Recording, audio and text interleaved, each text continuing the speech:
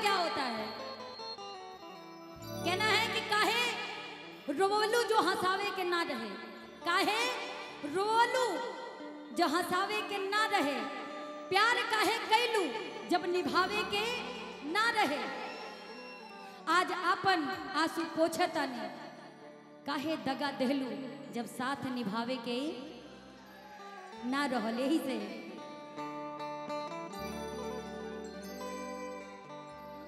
मिले खातिर दिल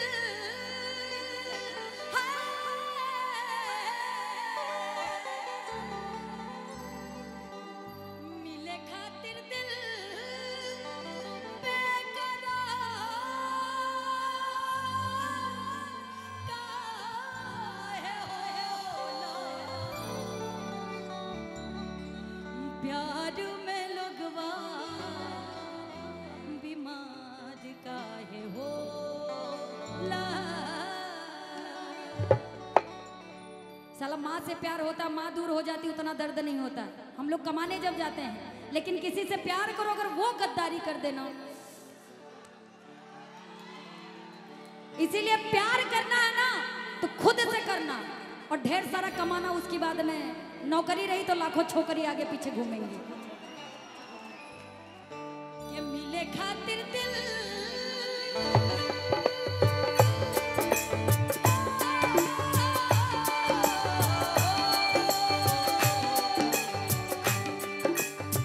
मिले खातिर दिल बेकरार काहे होला।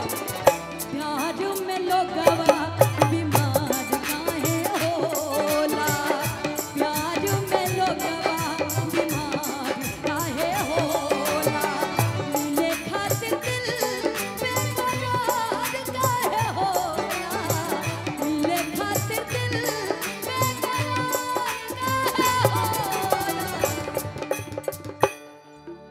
प्यार में लोगवा बीमार काहे होला। प्यार में लोगवा बीमार काहे होला।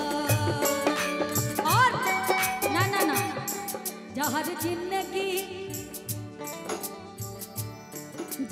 जिंदगी में घोराबू तबाह करबू।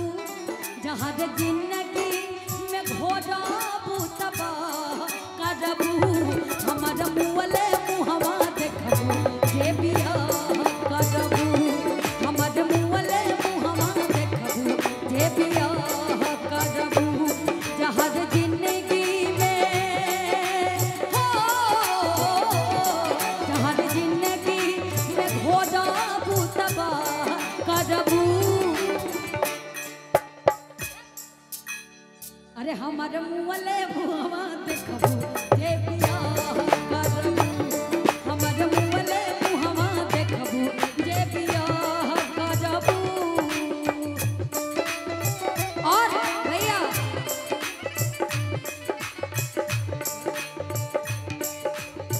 प्यार में लोगवा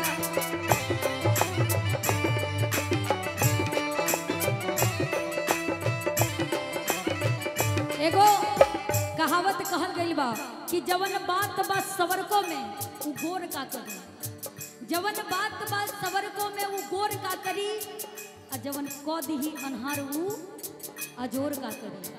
सही है ना? प्यार नहीं जानेला कौन बाकी करिया। आके समा जाला दिल के भीतरिया।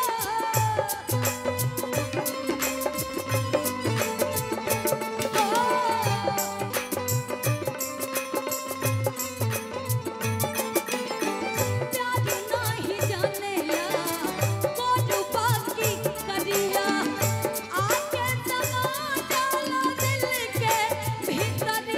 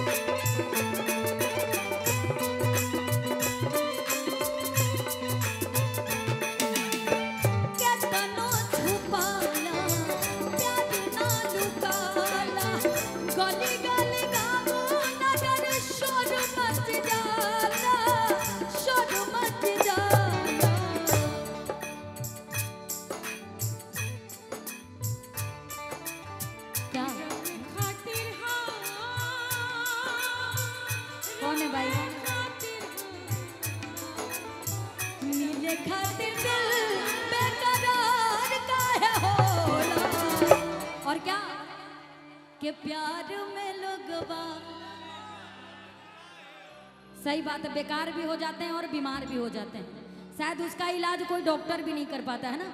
के प्यार में लोगवा बीमार काहे होला, प्यार में लोगवा बीमार काहे होला, प्यार में लोगवा बीमार काहे होला, प्यार में लोगवा बीमार काहे होला, प्यार में लोगवा बीमार काहे होला। अच्छा, आप लोगों को अच्छा लगा तो अपने लिए ताली बजा लो थोड़ा सा। क्या बात है। एक गाने की फरमाइश किए थे भैया और छोटू भैया ने लिख के भेजा था, है ना? दीजिएगा भैया, मेजरमेंट मेजरमेंट।